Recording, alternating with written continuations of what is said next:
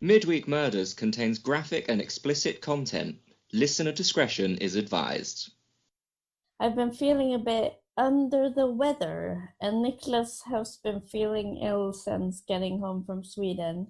And I wanted to write you my last will and testament, and it would say, to you, I leave my most precious worldly possessions. A cameo lighter, a ball that you've had in your mouth, and a children's book for your offspring. And the sword. Don't forget the sword. And the sword. I won't forget the sword. And also a skin graft of my birthmark that I will draw in. I have a birthmark on the lower end of my back. I'm gonna draw in the London Underground Oh, good Lord. system and leave that skin to you. You're welcome. I will treasure it forever. Would have been funny though, wouldn't it? It would have been funny, but now you've spoiled the surprise. I know, but I'm not gonna die. Well, have you written a will? No. Because I want the sword. I will leave you the sword of Gryffindor. Griffin sword. That is not yours to bestow, and therefore has been seized by the ministry. And then you're gonna be in the bathtub, and then it's gonna bubble, and you're gonna feel like, oh my god, am I having an erection? Thank God I'm not broken. And then it's gonna be the sword of Gryffindor. This is getting weird. Oh, but we've just started, my dear. Oh yeah, we've just started. Calm down, Bane. I have plans for you and me.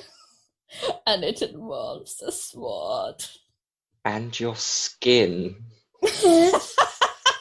Skin graft. It's gonna be my skin Cut away from you. Yeah, Yeah. so it's going to involve a sword and your skin. Yeah. Your plans are fucked up, mate. Oh, you say that, yeah, but you don't want it, especially that ball that's been in your mouth.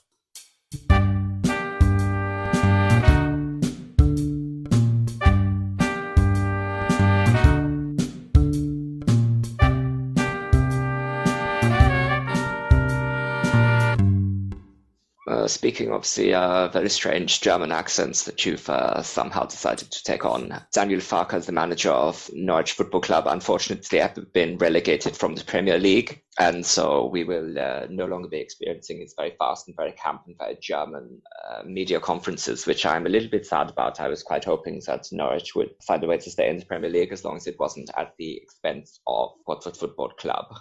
Yeah, I'm going to miss him. We will have to bestow our... Thank you very much, Daniel Farke, for providing us with a stereotypical German man every weekend of the football. German man. Oh. Bis später, Daniel Farke. Danke, Farke. Danke for your time. Nein, Daniel. Daniel Farke, not Danke. I said Danke, Farke. Nein, nicht Danke, Farke. I wanted to thank him, okay? Auf Wiedersehen, Daniel Farke. I've only seen his interview once because you sent me the link to it, but I do feel like it enriched my life. Oh, have I told you about the time when a German guy on the course, well, he wasn't on my course, but he was a mentor for us. So he was working at the space when we were having our course. He was like from the course before me. And I felt like he was never as much German as he was when we were both in the toilets together, not in the same... Weird. Not in the same toilet, the toilets next to each other. And then exiting the toilets, we opened our doors into each other, like into each other's doors. And he had this weird meltdown.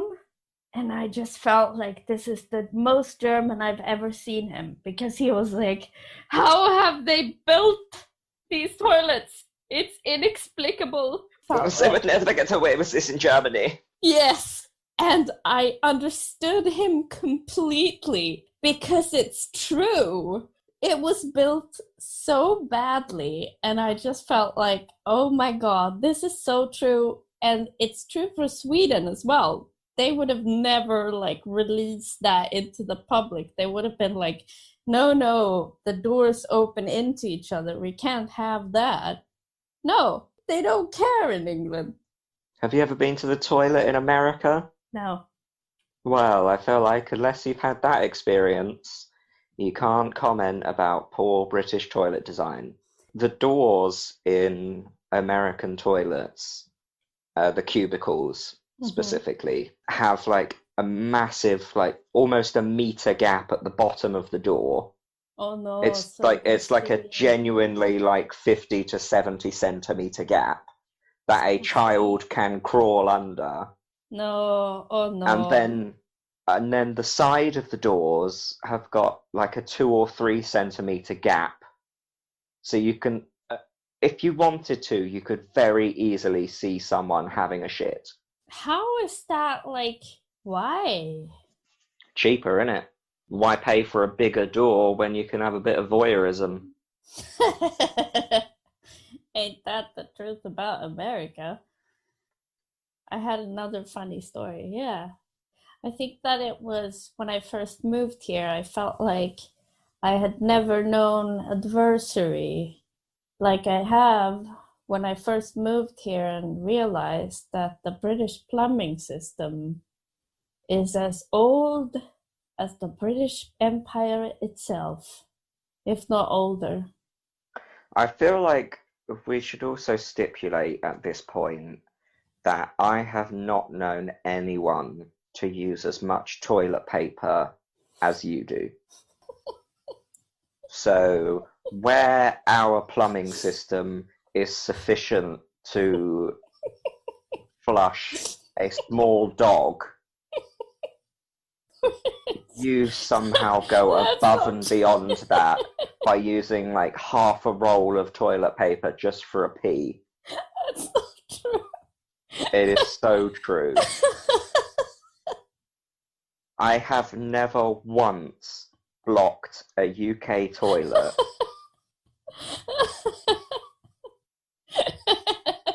we need to know if you're going to stay overnight in advance to work out if we need to go and buy more toilet roll.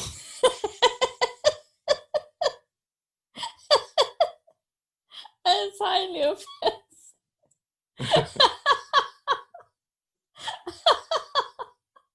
But also probably accurate. And We're like, Sandra's coming round. Oh, is she staying? Yeah. Is that going to be a problem? No, we've got enough food, but we might not have enough toilet roll.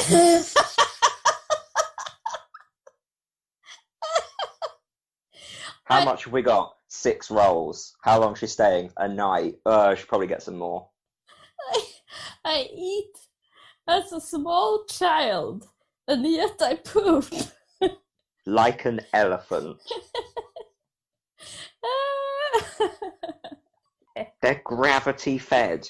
You pull the handle or the chain and it releases the stop plug and the water falls through into the toilet bowl. The fact that you still have chains is inexplicable, because when I got a Duplo like house when I was 8 living in London, I got a toilet for the house with the little chain on it.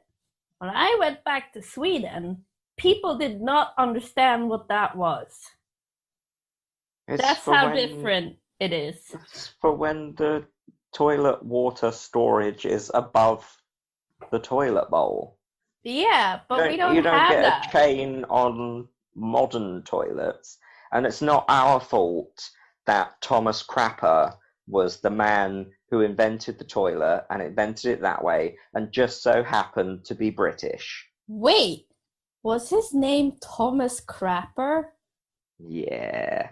That's the best thing I've ever heard in my life. It can actually, in some places, still find Crapper branded taps. Oh, that's hilarious. Oh my god. If that's your name, you have to go into plumbing. Oh, it's true, it's true.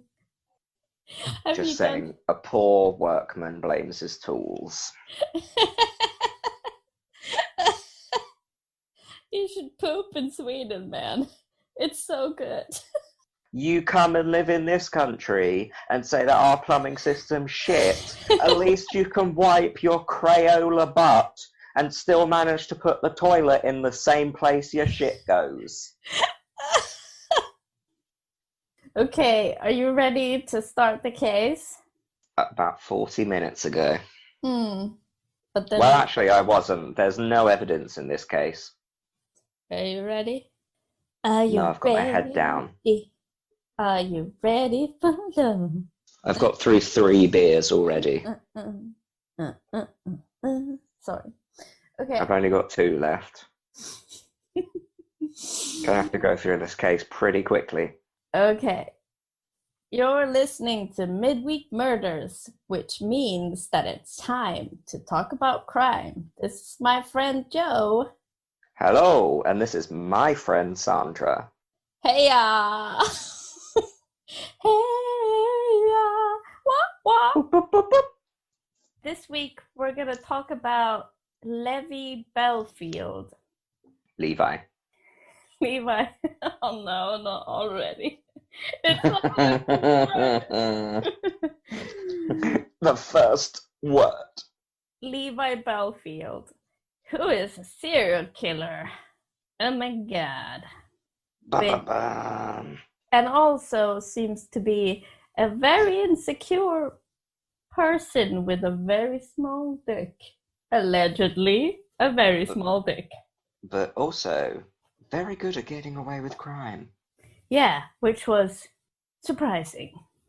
We can start at the disappearance of Millie Dowler. No, let's start with our references. Oh, yeah. Let's start with our references. I got my information from Wikipedia and from a documentary series called Evil Up Close, but they do other cases as well. I think that this was just one of the episodes. I got mine also from WikiWikiWaz, my go-to, a website called Crime and Investigation UK, chillingcrimes.com, and a character witness on, I think, the BBC, from his ex-girlfriend. Oh yeah, was that Joe? Not you, Joe. No, I'm Joe. No, his second wife, I think? No, was, I want to say Emma, but I didn't write down her name. We can start at the disappearance of Millie Dowler. At 3:07 p.m. on the 21st of March 2002, Dowler left her school and walked to a railway station with her friend. I think they went to eat at another railway station on the way to her house. So, yeah, she stopped one station short of where she would usually get off the train, and they went and had fish and chips. They got a portion of chips for 90 pence, which just brings me back to the day of when you could afford to buy things for less than £1. What? I know, right?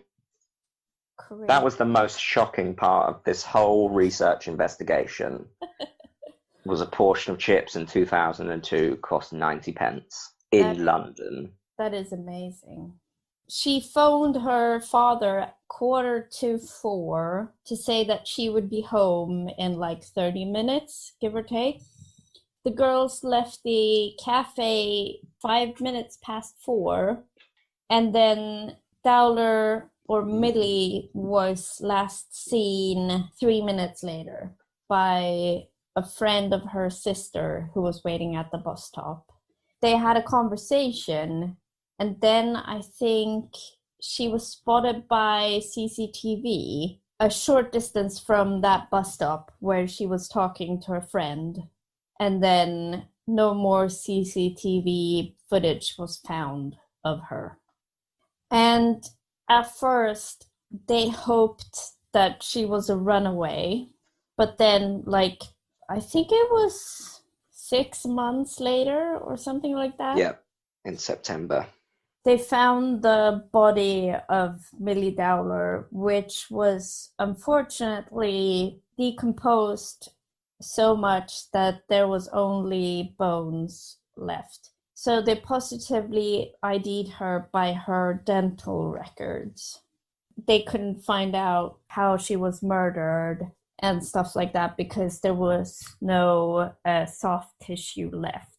After that, Marsha McDonnell was beaten over the head with a blunt instrument near her home, like very close to her own porch or front step in February 2003.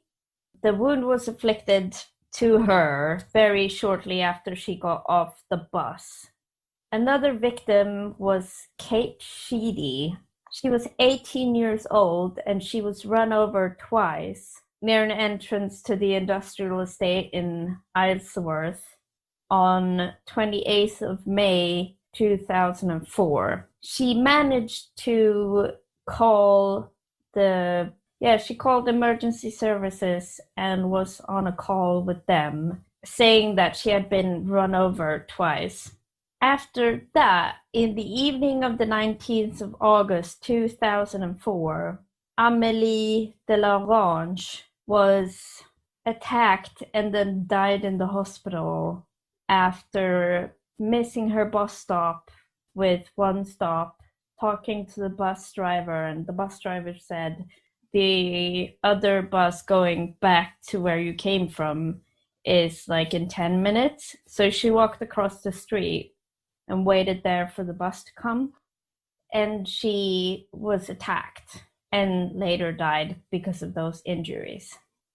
And Levi Bellfield was charged of these murders, but also an abduction and an attempted murder of Anna Marie Rennie in 2001. She managed to escape him, fortunately, but he tried to abduct her on the 14th October 2001, and he was also charged with the attempted murder of Irma Dragoshi in Longford on the 16th December of 2003. Before that, he had drugged and raped. What are you doing? Are you scratching something? Sorry, I was playing with my cable. I didn't think you could hear that. I can hear everything, just like Google. They are listening to us. Hello, Google. Nice to meet you. Sorry for my browser history.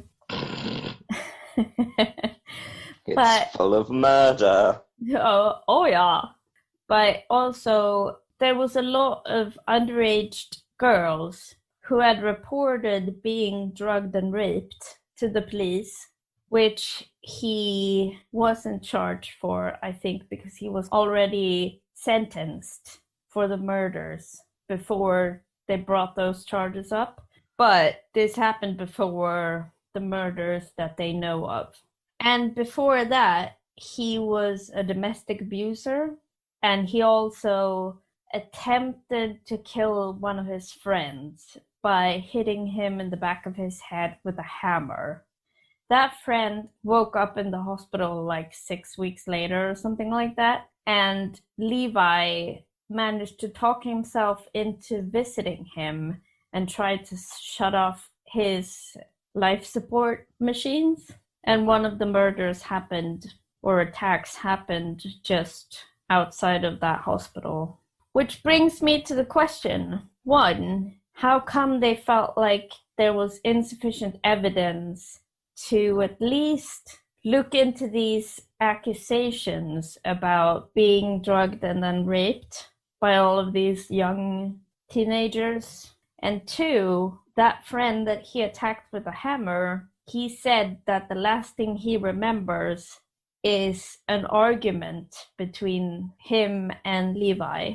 So he's basically told the police that he must have been the one to attack me. In the documentary, they all said like there was insufficient evidence, but it kind of looks like they didn't even look into it. So with the sexual abuse claims, it's incredibly difficult to get a positive prosecution without the victim presenting to the police or paramedics, doctors, whatever, almost immediately after it's happened. And with particularly younger victims, there's inherently a case of shame and self-blame behind sexual assaults, in that they will feel like they've done something wrong. They can't go to the police because the police will ask, well, why were you hanging around with this 30-plus-year-old man?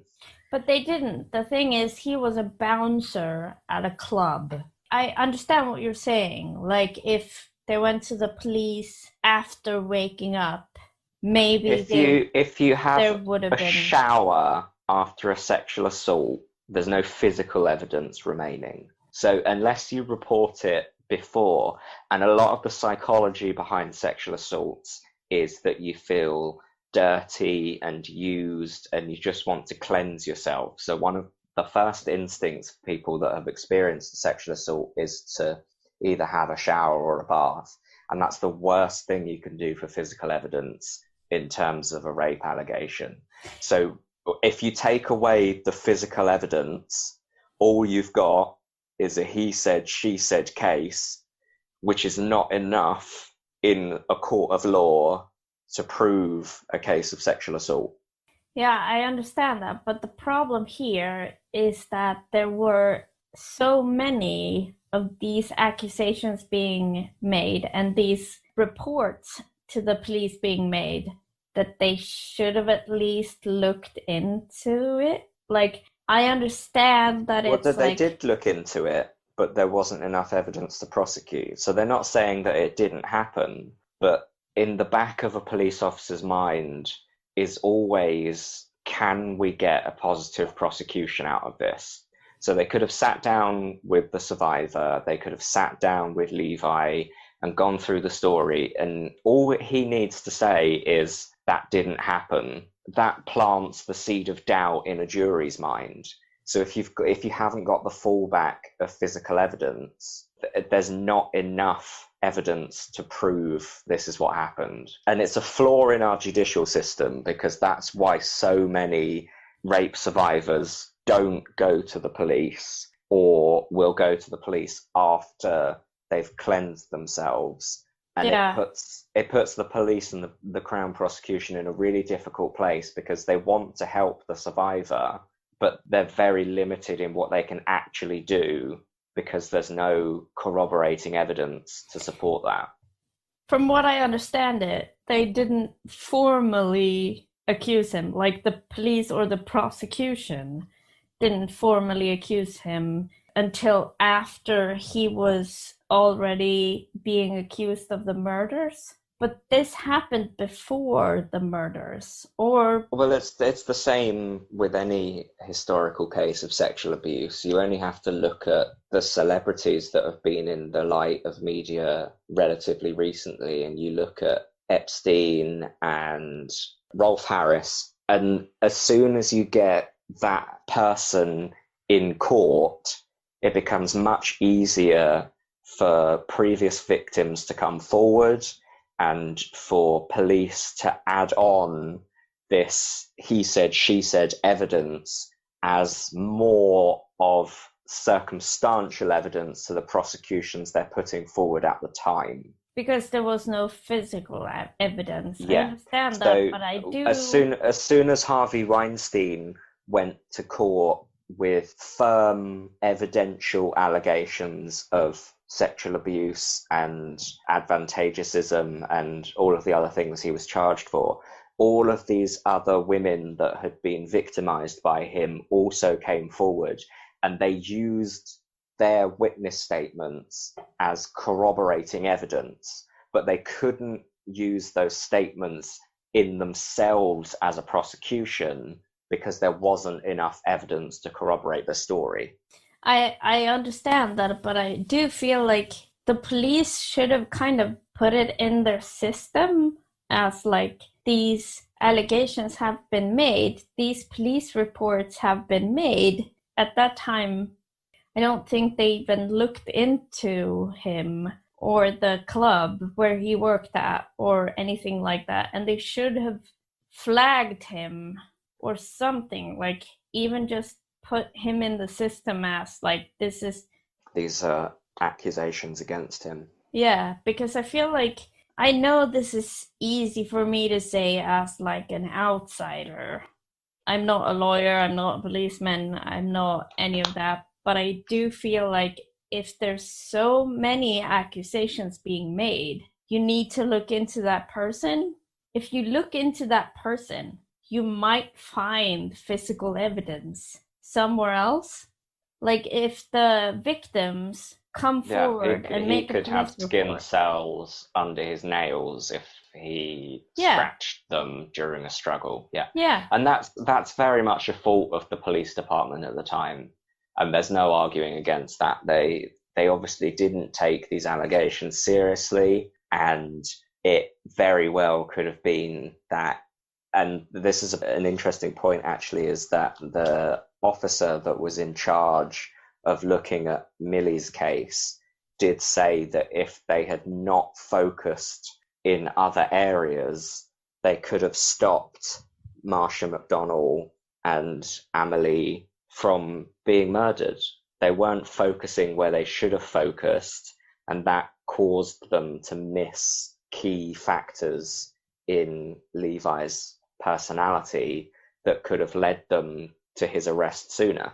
Yeah, this is what I don't understand. I think when I first read about the case, I was first curious about the CCTV footage, because even in 2002, there was cameras around in England, which is like, England is one of the most video recorded countries in the world. Like, there's so much footage everywhere, which makes it even harder for me to understand, I think, because I feel like, well, when I watched I should explain to the listeners that when I watched the documentary, they did point out the fact that he was calculating about these things. Like, he would use vehicles that was not his.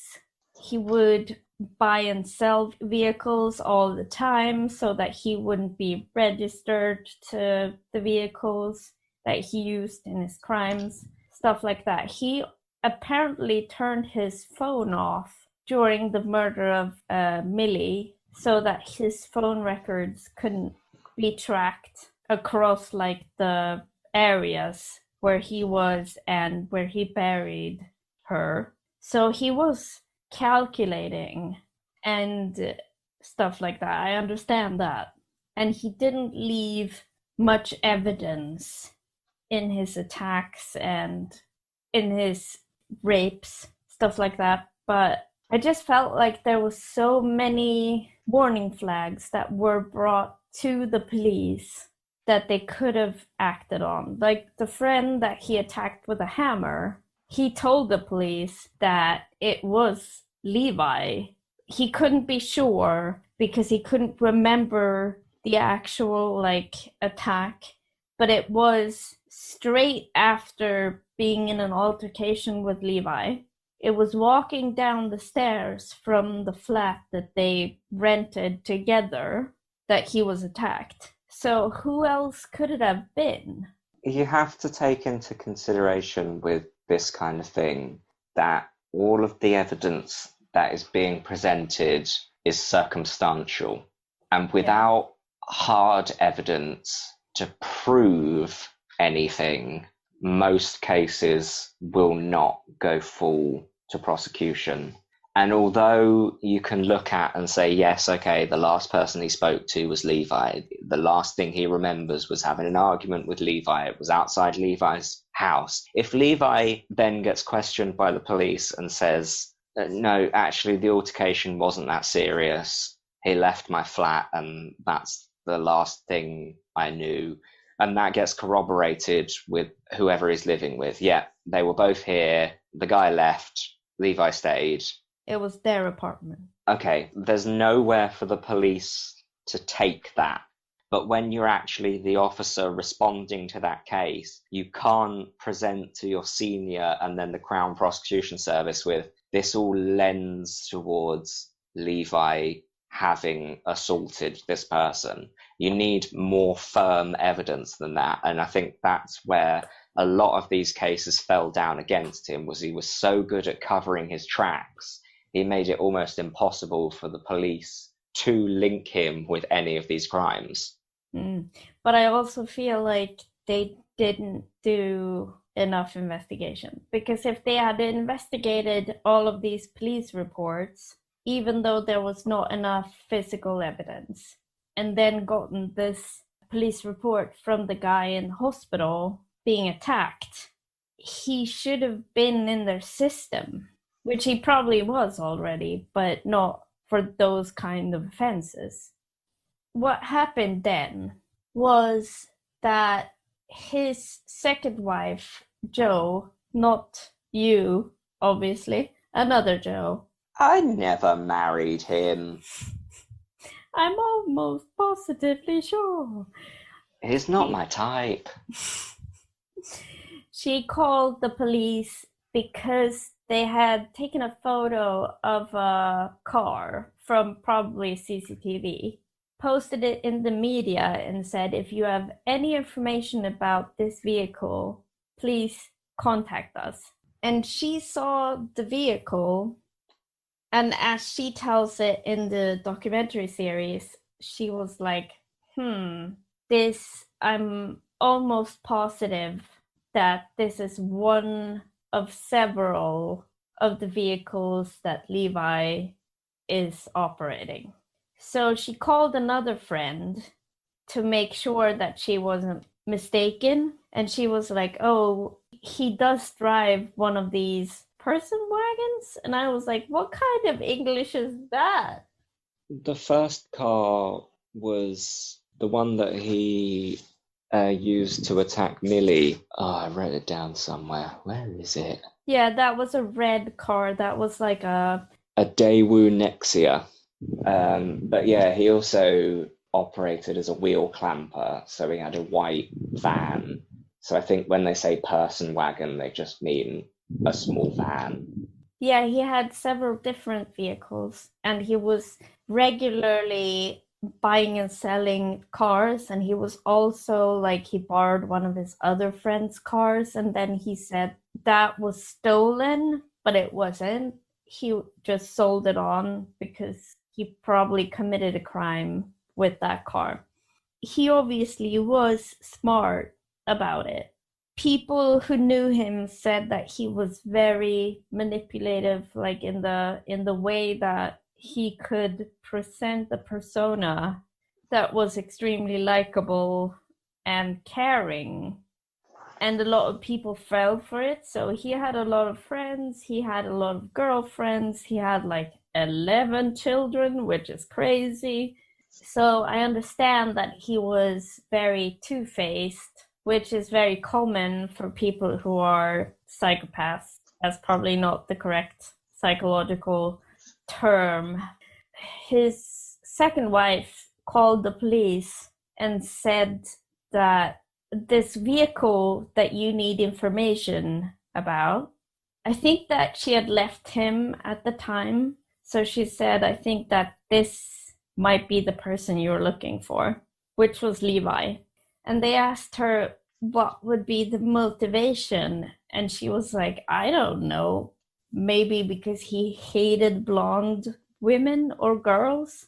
I feel like searching for a motivation in people like Levi or other serial killers is a bit moot. It doesn't actually matter because they're violent offenders and they don't generally make sense to people who aren't psychopaths. In the documentary, people would say, like, but what is the motivation? Maybe he was hurt as a child. It doesn't actually matter. I think Levi was just a violent sociopath. And taking steroids, blah, blah, Steroids. yeah, obviously makes you more aggressive. Searching for like a motivation, like he was just fucked up. He was just super violent. He would attack people at random. Does that make sense? Yeah, but I also think that motive is one of the things that is drilled into crime investigation, because if you don't know to start with that your perpetrator is a sociopath or a psychopath, then you need probable cause. Yeah. And if there is no probable cause, then fine, you drop that issue and you look at the mental state of the person committing the crimes. But I think to say that there's no point looking at motive when you know they're a sociopath, it's sort of chicken and egg. It's easy to say from like the aftermath, probably. Yeah, in hindsight, knowing his mental condition and the fact that he was a serial offender rules out the fact that he probably had any motive. But when you are first given the crime, a motive can really help you rule out suspects. So like Millie's dad was a suspect throughout quite a lot of the trial, but he had no motive. So there was no real need to push and press with the prosecution of the dad, because a lack of motive means that he's unlikely to be the suspect. Yeah, for a normal person. But at what stage do you stop looking at motive and start looking at psychology, I think is easy to tell with hindsight, but you have to keep motive in perspective when you're investigating a crime until it's safe enough to rule out. Joe, his second wife, she said that he had a deep hatred towards women in general and towards blondes especially. There was a modus operandi on the wiki page. The murder victims that he was charged for was blonde. And I feel like, yeah, he had a weird obsession with hating women. It's very common for a lot of male offenders. I just feel like they're kind of grasping at straws, being like, oh, but why? Some people don't have a why. That's just what I'm thinking. But you have to get to the stage to be able to rule out the why. And until you get to that stage, you have to always consider the why. Yeah, of course. If you go into your whole investigation without looking at anybody who would have probable cause to commit these crimes, you could be ruling out a whole armload of suspects. Yeah, no, I understand that. I just felt like the fact that they wanted to like psychoanalyze him, I guess, by being like, what kind of childhood drama did this to him? But that's also a very important part of the defense, because if the defense want to plead insanity, then they would have to psychoanalyze him. And if he was, say, previously abused by a blonde woman, then it would be rational for him to have this hatred, and they could use that in his defense. Well, it wouldn't be rational, but that would be a case against the insanity plea. The thing that bothers me about it, I think, is that when they zeroed in on him as a suspect, he is not insane. He is 100% calculative and premeditative in his crimes. And looking for okay, I was gonna go into the whole Bundy discussion, but we cannot just not do that. Do you have any, like, what did you research during your forensic science research? It's a very good question because there is no physical evidence in this case at all. And it's quite interesting that actually the prosecution for Millie's murder was entirely circumstantial, in that he was already on trial for the murders of the other two women. I think he was already sentenced. Yes, yeah. So he got a life sentence Mm-hmm. for the deaths of those two women. But the evidence that they put forward for prosecuting him for Millie's death was entirely circumstantial. And I actually found a quote from the judge that said, addressing to the jury during his trial, a lack of proof of the mechanism of abduction and the cause of death in Millie's case is therefore no impediment to prosecution and conviction. I was always trained that circumstantial evidence would never even go to court. Mm-hmm. So from a forensics point of view, I have no idea how they managed to get away with charging him on this.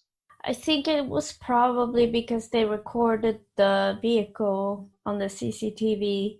But it's circumstantial. Yes, the vehicle that his girlfriend owned, that he admitted to driving and she admitted to lending him and that he was regularly driving, was spotted in the area at the time that Millie disappeared.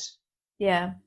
But that's circumstantial. Yeah. And I mean, he later admitted to all of the crimes. Yeah. So I guess it's all of a moot point, really. But in terms of actual legal prosecution, the evidence that they gathered was enough of a picture to be able to say that he was the perpetrator. Mm-hmm. But I think a decent defense lawyer would have been able to get him off. Yeah, but also I think it was also that his girlfriend or wife at the time saw him discard of evidence, even though she didn't know it was evidence.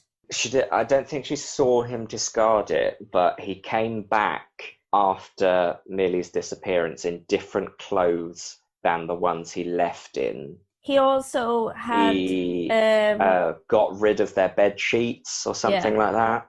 Yeah. So he was covering his tracks and acting suspiciously, but again, without that physical evidence, it's all just pieces of a jigsaw puzzle that the prosecution are putting together to create enough of a picture to be able to determine the whole story. Yeah, definitely. Did you find any kind of physical evidence for the other murder victims? The post-mortem said that they were both bludgeoned with a blunt instrument. They both suffered incredibly similar trauma, which is what the police used to link the two murders, Marsha and Amelie, together. But I don't think they ever found the murder weapon. Not that I could find in researching. Okay. I think it was a hammer, but not a hammer. I think there was another word for it, like a sledge. A sledgehammer, yeah, that's a thing. Something like that. I think the guy who ended up in the hospital was attacked with the same instrument. The officer that ended up looking into the whole series of events was the only one that linked Marsha and Amelie's murders together. Again, they had no motive, but because of the similarity in the traumas that they both suffered, they were able to assume that it was the same person with the same type of weapon, at least. But I don't think they ever matched the weapon in Levi's possession to the one that caused the damage. Okay. But again, I found almost no details on Marsha and Amelie's records and post-mortems and the evidence that was used to charge him for those crimes. But he got charged for them and he got given an entire life sentence. I think he was given 2 life sentences. He was given 1 life sentence for Marsha and Amelie for their murders and the attempted murder of Kate Sheedy. Mm-hmm. And the judge said there that this life sentence will be your life. It's not 25 years, which is a typical life sentence. Yeah, he recommended him to never be let out. That was in Millie's case. So when the second case of Millie's murder got put forward, he was given an additional life sentence on top of his life sentence. And then the judge said, you will spend the rest of your life in jail. And he's the only person in the UK who has ever been sentenced to 2 full-term life sentences. Oh, I didn't know that. That's interesting. Because we like to give people life sentences and then only charge them 25 years and then they get out on 10 for good behaviour. Yeah, that's a bit weird. We have the same in Sweden, but we probably have more lax ones. There's been a lot of weird sentencing behavior going on, but also we don't have that much cases of reoffending in the same way that America has like super strong sentences for some cases, and then there's a higher risk of reoffending because they don't actually get any help, stuff like that. In Sweden, they get a lot of help, which I think is good, but for some offenses, I kind of feel like they should be super incarcerated. But Levi, if you're listening, fuck off. You're a scumbag cunt. Yes.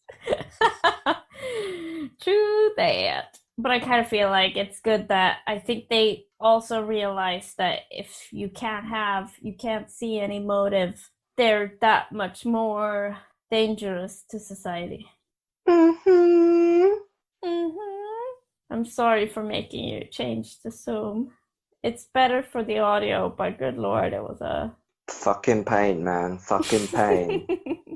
Yes, it was. Oh, and danke, Franke. Entschuldigung. Was Sind his Sie name Deutsche? Was his name not Franke? Farke. Farke. Oh, danke, Farke. You're being racist now. Am I though? You also sound more like an Austrian than a German. Because you can tell the difference. You're actually German. Your surname's Graal. Yeah, well, I am. Long away, though. It was a couple of 100 years ago. That's But what all the Graal Nazis say. That's what Trump says. Blonde hair, blue eyes. German surname. Suspicious. Trump and his dad used to tell people that they were Swedish for a lot of years. Turns out they are German, yeah. Oh, never Swedish. Yeah, the Windsors like to tell people that they're English, but they're German. Yeah, and the Swedish queen, German, yeah. And Swedish king, lunatic. Well, he's not that lunatic. Unrelated to heritage, just crazy. Kind of true, but also just like I don't feel bad for him because he's not someone that you would feel bad for, but he's a dick. I'm not going to be welcome home to Sweden anytime soon. And also That's treason. You're going to be put to death. The Prince of Sweden, he married a girl that looks exactly like his mother, which is also a bit weird. Prince of Serbia, sex pest. Well, they're all allegedly sex perverts because they can do whatever they want and nobody cares because they're royalty. Yeah, try telling that to Prince Andrew. Ew, I saw a documentary about Einstein. I saw a documentary about Einstein. Did you know he came up with the theory of general relativity? He also domestically abused his wife. Yeah, he's a scumbag. Yeah, but He's about 2 meters away from being extradited to the US to give testimony against Epstein because they were super buddy close. Yeah, and on the documentary, there's a lot of eyewitnesses that have actually seen that sexual abuse, which is good because he thinks that he can get away with anything because he's royal. That's how they do it. Same as Trump, though. He was all buddy-buddy with them unless you watch Fox News and then they crop him out. That was funny. Speaking of cropping someone out, do you want to say bye to the listeners? Thank you so much for listening to Midweek Murders. We're very happy that you're listening, and please rate, review, and subscribe. God, you did the YouTube thing. Goodbye. Bye, suckers. See you next week.